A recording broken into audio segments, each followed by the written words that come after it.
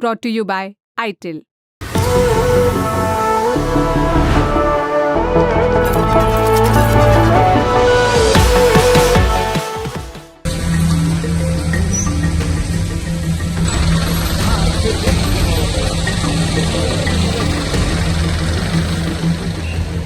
गाड़ियों का एक बड़ा सा जत्था सड़क से गुजरता है, जिसमें बड़ी बड़ी एसयूवी के बीच सायरन के साथ जाती हुई दिखाई देती है एक सफेद रंग की फोर्स ट्रैवलर, जिस पर लिखा है पुलिस स्ट्राइकिंग फोर्स।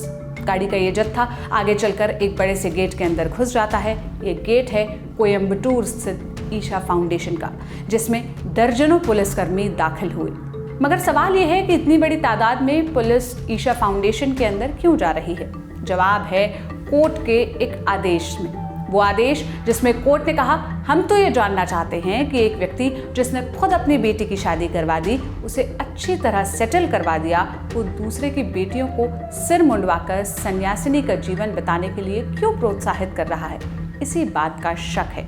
ये बात मद्रास हाई कोर्ट ने कही है। सद्गुरु यानी जग्गी वासुदेव पर यह टिप्पणी की है मद्रास हाई कोर्ट ने। मगर मद्रास हाई कोर्ट को सद्गुरु पर यह टिप्पणी करने की जरूरत क्यों पड़ी? आदेश में इसके अलावा और क्या क्या कहा कोर्ट ने, आपको ये सारी जानकारी इस वीडियो में बताते हैं। ये सारी चीजें जुड़ी हुई है एक retired professor doctor S Kamaraj की हेबियस कॉर्पस पिटिशन से।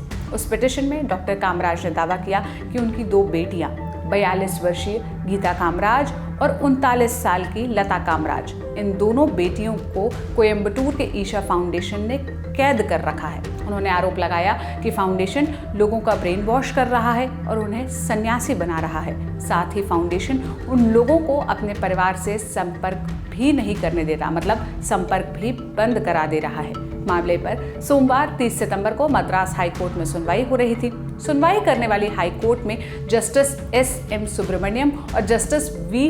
शिवज्ञानम थे। इस याचिका में कामराज ने अपनी बेटियों की कामयाबियों के बारे में बताया। उन्होंने बताया कि फाउंडेशन ज्वाइन करने से पहले उनकी बेटियां पढ़ाई लिखाई और प्रोफेशनल लाइफ में काफी आगे थी। उनकी बड़ी बेटी यूके की एक जानी मानी यूनिवर्सिटी से मैकेट्रॉनिक्स में पोस्ट ग्रेजुएशन कर चुकी हैं। 2008 में अपने पति को तलाक देने से पहले वो अच्छी सैलरी पर काम कर रही थी।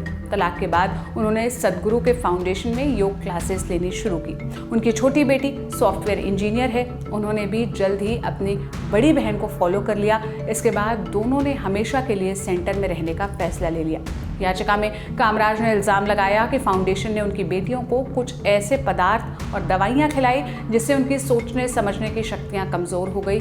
इसी के चलते उनकी दोनों बेटियों ने परिवार के सारे नाते रिश्ते तोड़ दिए। कामराज ने यह भी आरोप लगाया कि उनकी दोनों बेटियों को इच्छा के खिलाफ फाउंडेशन के योग सेंटर पर रखा गया, मगर यहाँ उनकी बात उनकी बेटियों ने ही खारिज कर दी। इंडियन एक्सप्रेस की रिपोर्ट के मुताबिक सुनवाई के वक्त उनकी दोनों बेटियां कोर्ट में मौजूद थी। उन्होंने कहा, हम दोनों इस केंद्र पर अपने होशो आवास में रह रहे हैं। हमें किसी ने भी मजबूर नहीं किया है, ना ही जबरदस्ती नजरबंद कर रखा है। हालांकि इस बात से कोर्ट पूरी तरह सहमत नहीं हुआ।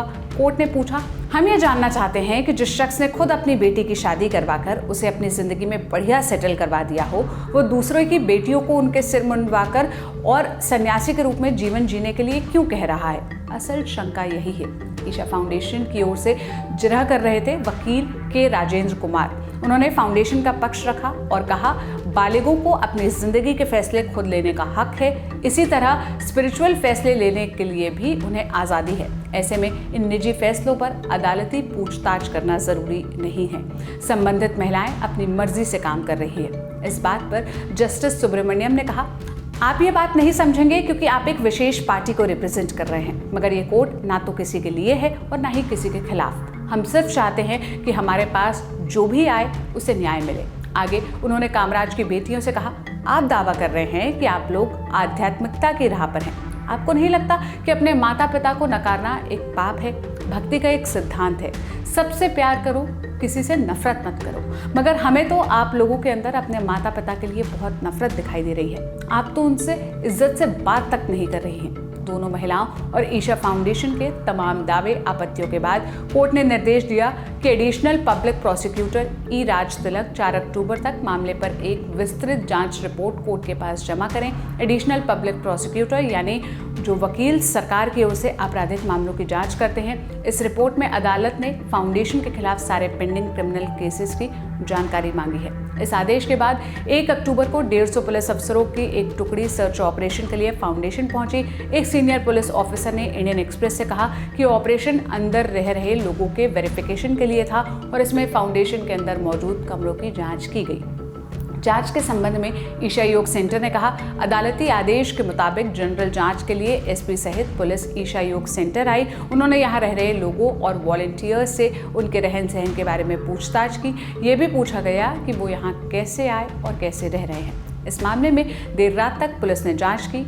आश्रम के अंदर पुलिस को क्या मिला, जांच में क्या पता चला और ईशा फाउंडेशन के लिए क्या इसके बाद मुश्किलें बढ़ेंगी या कम होंगी, ये सारी चीज़ें हमें जांच रिपोर्ट आने के बाद ही पता चलेगी। आगे इस मामले पर जो भी अपडेट्स आएंगे हम आप तक ज़रूर पहुंचाएंगे।